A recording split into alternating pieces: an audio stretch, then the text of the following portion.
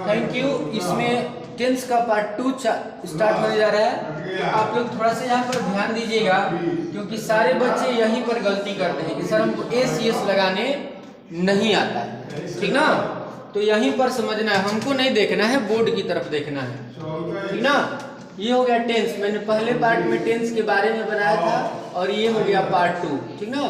तो प्रत्येक टेंस के 4 भेद होते हैं। प्रत्येक टेंस के 4 टेंस कितने प्रकार के होते हैं? 3 प्रकार के, प्रेजेंट टेंस, पास्ट टेंस और फ्यूचर टेंस। तो पहला है प्रेजेंट टेंस के 4 भेद में प्रेजेंट इंडेफिनिट टेंस, ठीक ना, जिसकी पहचान होती है जिस हिंदी वाक्य के क्रिया के अंत में, ये ध्यान रखना है कि पहचान बताते समय अंत में केवल नहीं बोलना है, क्रिया के अंत में बताना है, ठीक ना।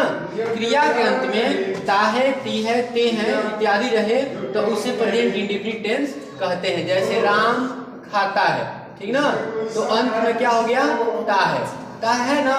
तो ता है तो ये किस टेंस में आएगा?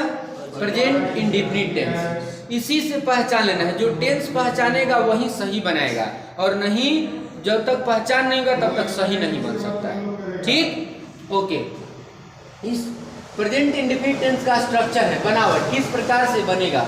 तो सब्जेक्ट V1 या V5 plus object.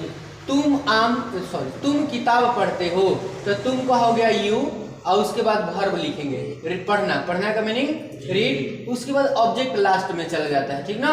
You read a book. तो इसमें अभी V1 का प्रयोग हुआ है। V5 का मतलब क्या होता है? क्रिया में एस और ईएस।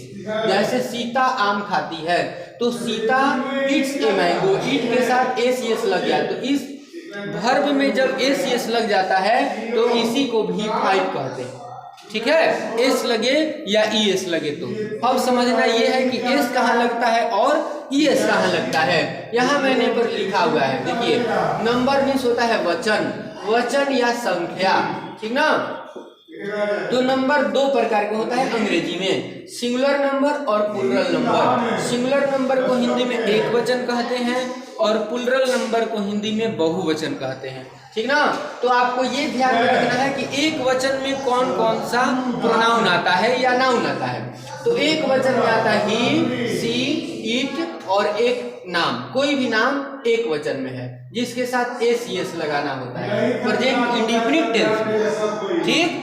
और अगर प्लूरल रहता है तो प्लूरल में आता है आई, वी, यू, दे, और 2 गो नाम एक साथ, राम एंड श्याम, या सीता या गीता, तो ये प्लूरल में आता है, इसके साथ एस यस का प्रयोग नहीं किया जाता। अब प्रश्न रहा कि एस कहाँ लगाएंगे और ईएस कहाँ लगाएंगे, वो भी यहाँ पर क्लियर हो गया। नोट में लिखे हैं, जिस क्रिया के अंत में ओ या एस एच रहेगा, ओ या एस एच, जैसे गो में हो गया ओ, तो इसमें ईएस लगाएंगे कब? जब क्रिया सब्जेक्ट एक वचन में रहेगा तब, वो भी केवल प्रेजेंट इंडेफिनिट टेंस में, ठीक ना। और एस एच रहेगा, तो यही 2 क्रिया है जिसमें ईएस जोड़ा जाता है, नहीं तो सभी जगह केवल एस जोड़ा जाता है थर्ड पर्सन के साथ। क्लियर हो गया? ठीक है। कोई डाउट है तो पूछ लीजिए। नहीं डाउट है, अगर डाउट होगा घर जाकर पढ़ने में तो वीडियो में आप कमेंट कर सकते हैं, ठीक है। चलिए, थैंक यू, आज के लिए इतना ही, और अगले पार्ट में आगे का पार्ट लेकर के आएंगे।